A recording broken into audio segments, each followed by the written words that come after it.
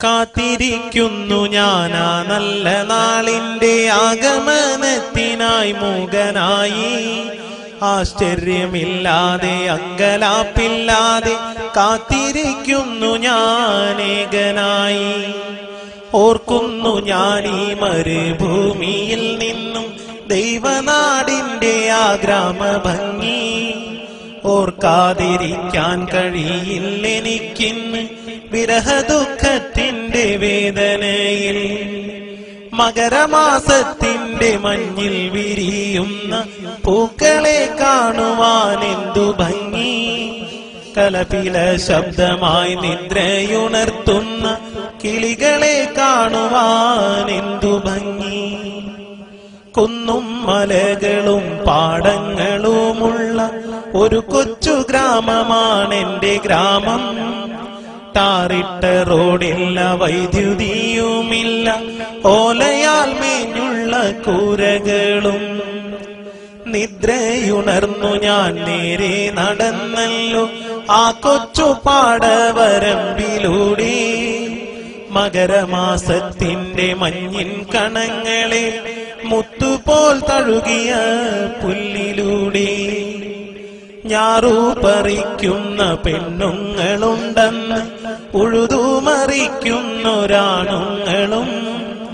കർഷക പാട്ടിന്റെ ആ നല്ല വരികളെന്ന് എന്റെ മനസ്സിനെ തൊട്ടുണർത്തി. വിദ്യാലയങ്ങൾക്ക് അവധിയുണ്ടാകുമ്പോൾ കുട്ടികൾ തെരുവിൽ നിറഞ്ഞിരുന്നു. ബാലിക ബാലന്മാർ ഒന്നായി നിരന്നു ഗ്രാമത്തിൻ ഐശ്വര്യ ദീപം പോലെ.